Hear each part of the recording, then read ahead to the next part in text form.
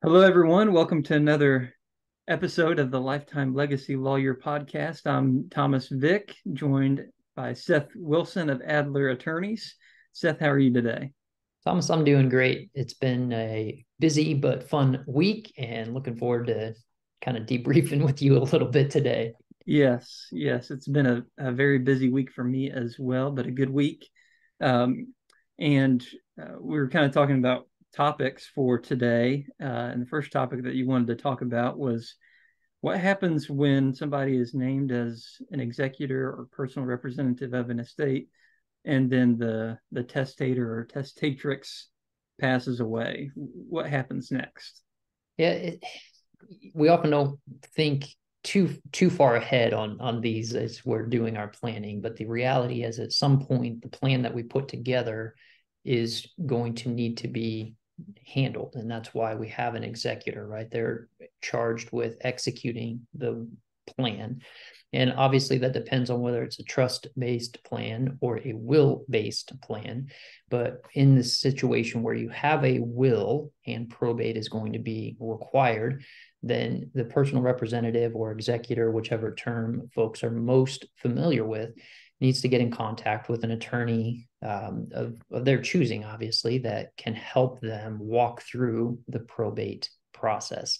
And it's kind of an interesting scenario. I don't know about what your experience has been with this, Thomas, but the attorney kind of takes on both a counseling role and the attorney at law role at that time, because there are obviously a lot of emotions to work through at that time. And it's a question of timing a lot of times. How soon is too soon? What should I do? I know that as the executor or the personal representative, I have lots of responsibilities to protect the assets of the person who has just passed on. And so there's just a whole flurry of things going on. And so that's a big part of it, is just kind of saying, hey, take a deep breath. We'll work through this step by step. So first step, obviously, is kind of calling the attorney and getting started. And then what do you think from that standpoint? Have I missed anything?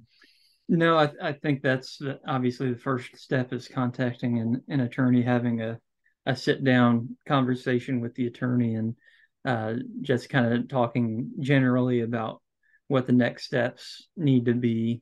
And like you said, it does depend on whether it's an estate administration or only a trust administration, or maybe no administration at all. Maybe you need an attorney to just say, okay, you need to fill out this form and then go to the bank at this time, and then you'll be good to go.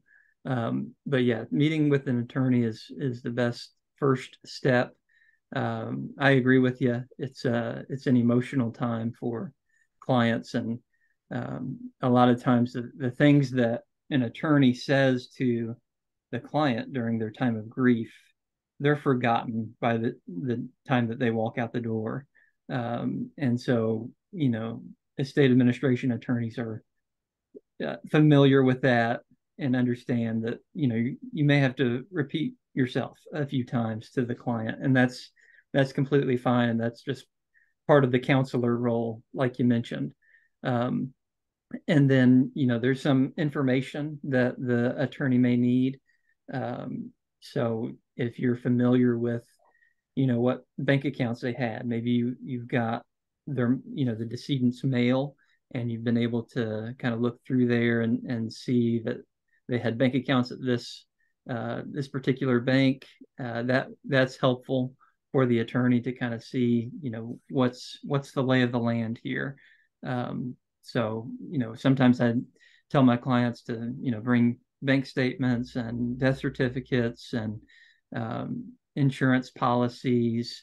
You just want to give the attorney the best picture of the decedent's financial holdings that you can. So, those are maybe a few items to bring to that meeting.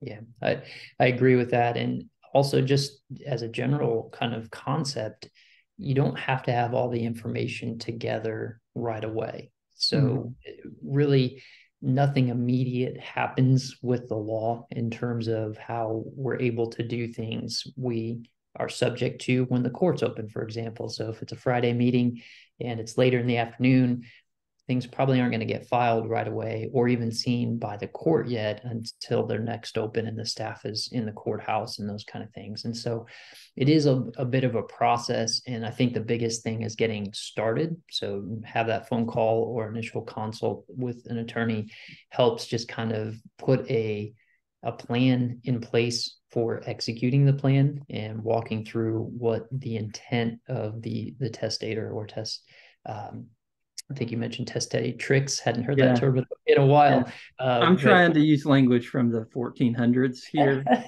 I try to be consistent with that. That's right. That's right. It's worked for all these years. We don't need to change it. So that's good. So as you walk through that process, it is really helpful. I think, again, what we really want to do is help provide, as attorneys, peace of mind for the individuals that we're working with, and that there is a process. We're familiar with that process. Oftentimes, individuals have not experienced this process, thankfully, before. And so we can help walk through and hopefully bring some comfort to them in that time. It's really about, okay, we're here, and you have a support network around you that will help walk through this challenging time. And practically, there's things that we have to prepare, right? We have documents that we have to prepare, and those documents have to be signed by the personal representative and then filed with the court in order to give the personal representative the authority to act on behalf of the estate. So there's things that we have to do, and that does take a little bit of time from the attorney's perspective to get prepared and going. And the more individuals or entities involved in the estate, the more time that can take as well. So just as you go, don't feel like you have to have everything there. I know a common thing, even in recent years, has been we don't have a copy of the death certificate yet. And we don't know when we're going to get a copy. That's okay. You don't have to have all that before you get the process started, but pick up the phone and schedule that consult, hopefully get some information that helps you feel like, okay, I can do this. And there's some resource here. Yeah, good points there. And kind of the general rule for an estate administration is 1 year. So, that's kind of a lengthy process. Sometimes it can be done sooner than that. But that's sort of the expectation that everything is supposed to be handled within 1 year. And, whatever the picture of the estate is going to probably determine how long the estate administration ends up being. Sometimes it goes longer than a year, but the presumption is it should be done within 1 year's time. So that's a little bit about estate administrations. We also kind of wanted to give a kind of an inside peek into an estate administration and estate planning attorney's office. And kind of ask the question and talk about it. What are some challenges or some insights into our law offices that you think clients or prospective clients should see? It's a great question. And it's sort of a behind the curtains look at what happens after you meet with the attorney and provide the information. And obviously it depends on what the context is for whatever the attorney is doing on behalf of the client, right? So if we're preparing a plan, there's a different level of information and activity that takes place if we're doing the administration. But I think to boil it down is really the big piece of the puzzle is gathering the appropriate information. And if you've ever worked with a financial institution and tried to get information from that institution on behalf of someone else, that's often a challenge.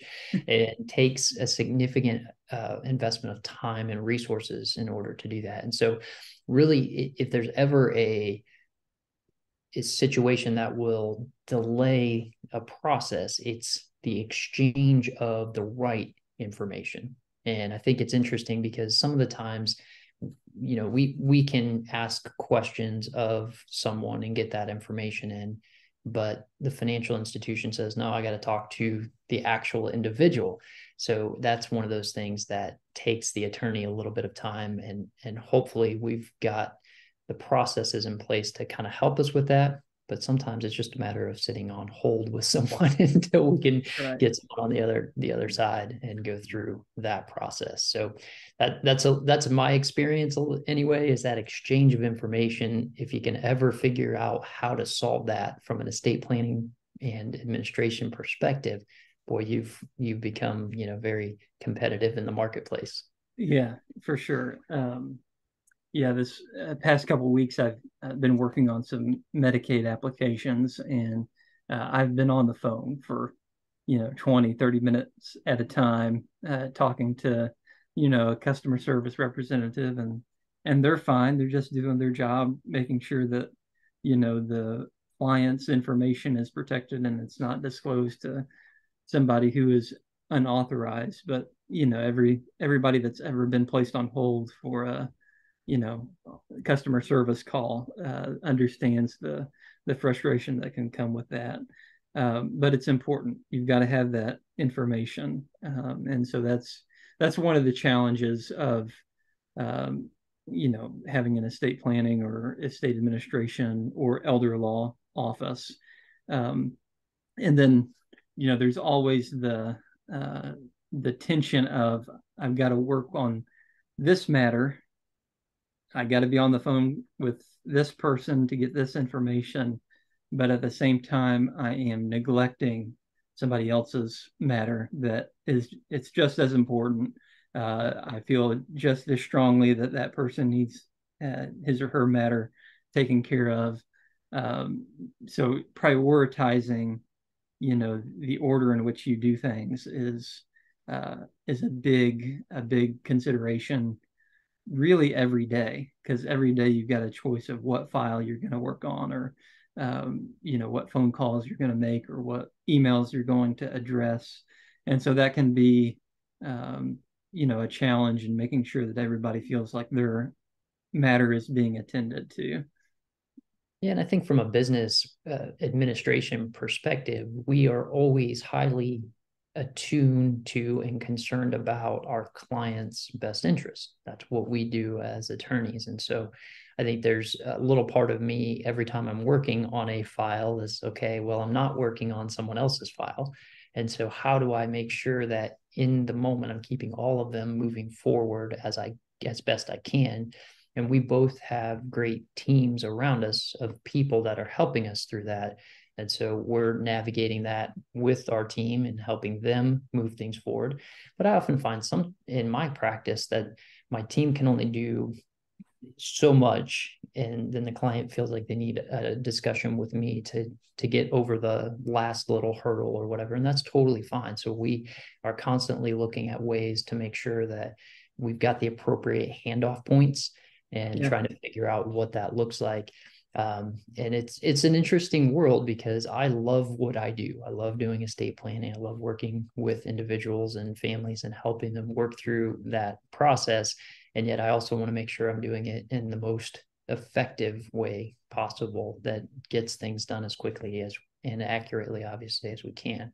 And so I think there's always that internal debate of, okay, when do I bring in a new team member maybe to help with the caseload that we have, and is it going to continue at this rate? And so we have all these business kind of questions as well. But it's just ultimately, when if you're like us, and I know Thomas pretty well, it's Yeah. we care deeply about our clients and the service piece of that. And so that's something that we always try to figure out how to keep getting better as providers of this service.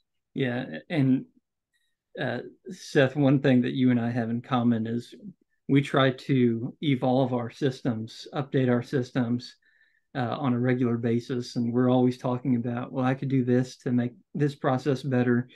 And it's really the more that we have processes in place, the more time we're able to actually devote to client meetings and client phone calls and talking to the client and making sure that they understand what's happening and what decisions need to be made. And so it's an ever evolving, ever changing thing, but both of us are kind of the same mindset. We're trying to improve so that we can be available and helpful to to our clients. So um, Yeah. I enjoyed that discussion. Yeah, and it's fun because I think both of us have that ultimate mindset that we want our clients and whatever interaction that we're having to make them feel like they are our only client, Yes. because that's the level of care and attention that we want to bring to that file. And in the moment that the biggest thing going on is how their plan is going to work. And so in spite of, the things that are coming that I know I need to get done, how do I have a system in place that really helps me be focused on who's in front of me or what work I'm doing when I'm not in front of a client, so that I make sure that I'm making my clients feel like they are my highest priority at that moment and getting all the care and attention that they deserve. And so one of the things I've realized this week is your system has to be its best in a time of stress. And so Yes. if that system is tested, so to speak, in a stressful scenario and holds up, you've got a good system. But if it broke down, you need to identify that pretty quickly and go, okay, what caused that? It's only going to be as good as it can handle that pressure. And so how do we make it better each time we go through that? And I've talked about this a lot, but it's kind of asking ourselves that question: what does this make possible? When something maybe didn't go as we intended Yeah. initially, sometimes that's as simple as misspelling a name on a document, but now you got to reprint several hundred pages or Yes. something like that, or the date for signing is incorrect and now you have to reprint. So when you have those scenarios, kind of what is that plan B that helps you get through that and handle it with as much grace and ease as possible to maintain the ability of the client to have confidence in what you're doing? Right. Right. Right. All good stuff. All good stuff. I appreciate that and enjoyed that discussion a whole lot, Seth. Well, um, how can people get in touch with you? Thomas, we are located in the heart of Hamilton County, up here in Noblesville, Indiana. I say up here because we're north and you're south. Yeah. Noblesvilleattorney.com is our web address and the best way to find our contact information. How about yourself? And the best way to contact me is go to vicklaw.org. I'm the attorney at Vick Law PC in Greenwood, Indiana. And you can go to the website, vicklaw.org, and book a call with me. And then I'd be happy to talk with anybody over what questions they have. So appreciate it as always, Seth, and we'll talk to you next time. Sounds good, Thomas. See you.